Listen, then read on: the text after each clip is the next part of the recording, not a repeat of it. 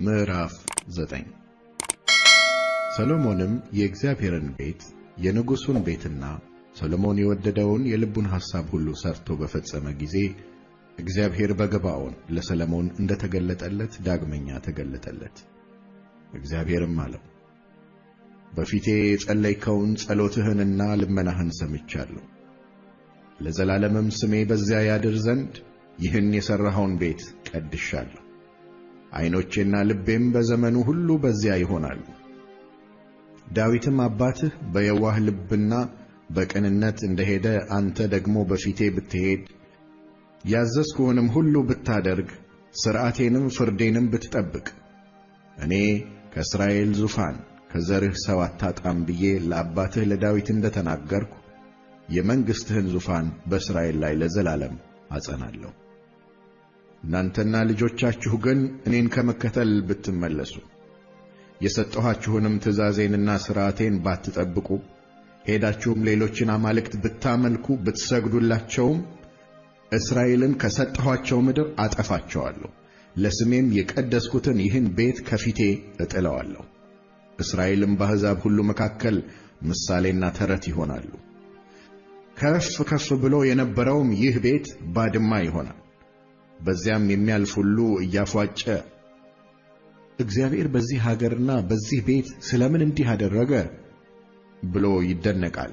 መልሰውም ከግብፅ ምድር አባቶቻቸውን ያወጣውን አምላካቸውን እግዚአብሔርን ትተው ሌሎችን አማልክት ስለተከተሉ ስለሰገዱላቸውም ስላመለኳቸውም ስለዚህ እግዚአብሔር ይህን ክፉ ነገር ሁሉ አመጣባቸው ይላሉ።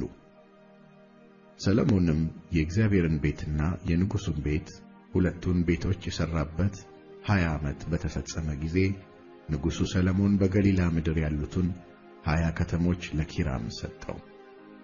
የጢሮስም ንጉሥ ኪራም የሚሻውን ያህል የዝግባና የጥድ እንጨት የሚሻውንም ያህል ወርቅ ሁሉ ለሰሎሞን ሰጥቶት ነበር። ኪራምም ሰሎሞን የሰጠውን ከተሞች ያይ ዘንድ ከጢሮስ ወጣ፣ ደስም አላሰኙትም። እርሱም ወንድሜ ሆይ የሰጠኸኝ እነዚህ ከተሞች ምንድናቸው?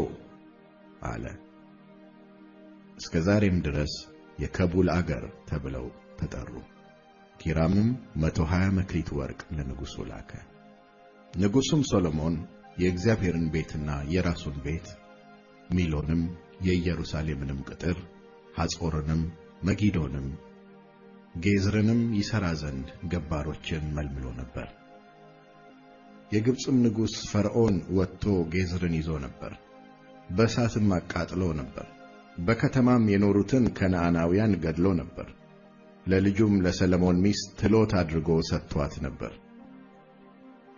ሰሎሞንም ጌዝርን የታችኛውንም ቤት ሖሮን ባዕላትንም በምድረ በዳም አገር ያለችውን ተድሞርን ለሰሎሞንም የነበሩትን የዕቃ ቤት ከተሞች ሁሉ የሰረገላውንም ከተሞች የፈረሰኞችንም ከተሞች በኢየሩሳሌምም በሊባኖስም በመንግሥቱም ምድር ሁሉ ሰሎሞን ይሠራ ዘንድ የወደደውን ሁሉ ሠራ።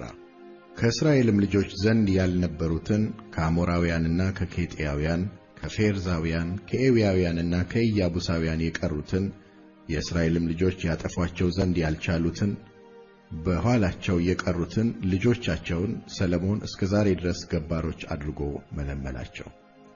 ሰሎሞንም ከእስራኤል ልጆች ማንንም ባሪያ አላደረገም።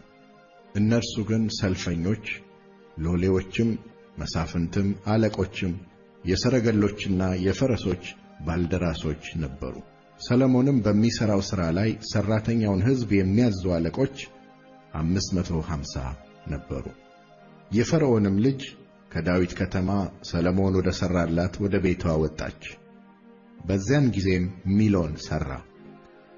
ሰሎሞንም በየዓመቱ 3 ጊዜ የሚቃጠለውንና የደህንነቱን መሥዋዕት ለእግዚአብሔር በሠራው መሠዊያ ላይ ያሳርግ ነበር። በእግዚአብሔር ፊት ባለው መሠዊያ ላይ ዕጣን ያሳርግ ነበር። ቤቱንም ጨረሰ። ንጉሡም ሰሎሞን በኤዶምያስ ምድር በኤርትራ ባሕር ዳር በኤሎት አጠገብ ባለችው በዔጽዮን ጋብር መርከቦችን ሠራ። ኪራምም በእነዚያ መርከቦች ከሰሎሞን ባሪያዎች ጋር የባሕሩን ነገር የሚያውቁ መርከበኞች ባሪያዎቹን ሰደደ። ወደ ኦፊርም መጡ። ከዚያም 420 መክሊተ ወርቅ ወሰዱ። ወደ ንጉሡም ወደ ሰሎሞን ይዘው መጡ።